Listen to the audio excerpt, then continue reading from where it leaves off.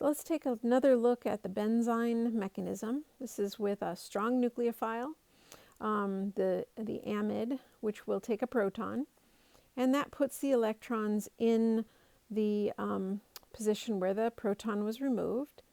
And next, those electrons, because this is a nucleophilic reaction, so we use a strong nucleophile, those electrons will push in and end up kicking out a leaving group. So here they're adding in, and that will result in the good leaving group, chloride, leaving. And this reaction requires a good leaving group like a chloride or other halide.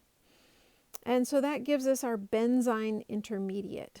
Of course, benzyne, very strained, unstable intermediate, so it will react promptly with the nucleophile present. We can add to this end, or it can add to the other end of that benzyne and give us a second pathway. So we'll write both products from that. The first one gives us 1,2 ammonia, amino, and methyl group. And then the second product gives us the 1,3 relationship. So 2 products.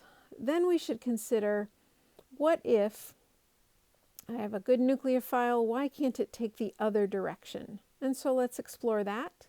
Electrons move on to the benzene ring, and we get our anion that swings in and kicks out the good leaving group. You may have noticed also that I have moved the placement of the double bonds in the ring, because those are resonant anyway, and so they don't mind. We can put them where we want them. So then the next structure that we write is going to be the benzyne intermediate, because we've moved the electrons in. So our benzyne intermediate will now take the nucleophile, adding to either end. So here's our good nucleophile.